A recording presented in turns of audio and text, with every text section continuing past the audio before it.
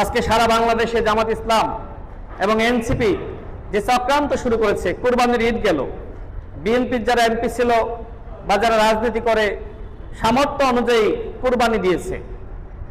BNP সরকারের মন্ত্রী Shahiduddin Chowdhury any ভাই, তিনি 6টি গরু কুরবানি দিয়েছেন। এ নিয়ে দেখলাম সাংবাদিক সম্মেলন হয়ে গেল যে এই 6টি গরু কেনার টাকা আসলে বিএনপির এই মন্ত্রী কোথায় পেল।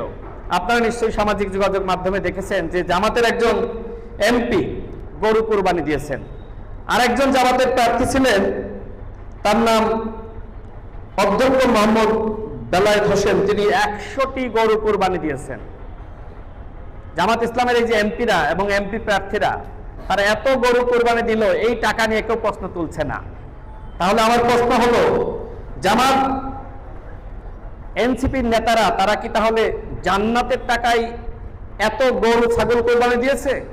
বিএনপির নেতৃবৃন্দ কুরবানি দিলে সেটা নিয়ে তারা প্রশ্ন তুলছে, মানুষের মনে সন্দেহ তৈরি করছে। কুরবানি নিয়েও জামাত ইসলাম এনসিপি রাজনীতি করছে, ধিক্কার জানাই। ষড়যন্ত্র কিভাবে করছে? ভুয়া ফটোকার্ড বানাচ্ছে, আমি রাশেদ খান কি বলেছি না বলেছি এই বক্তব্য নয়, একটি ভুয়া ফটোকার্ড, সেই ফটোকার্ড আবার বুস্টিং করা হচ্ছে, অথচ ওই বক্তব্যই আমি দিই নাই।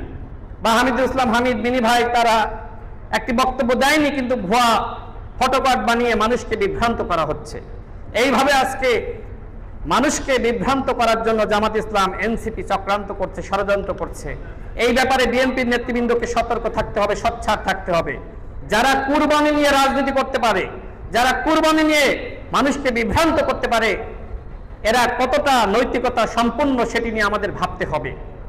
আজকে বিএনপির সকল নেতৃবৃন্দকে আমি আগেও বলেছি যে আপনারা সবাই একতাবদ্ধ হন।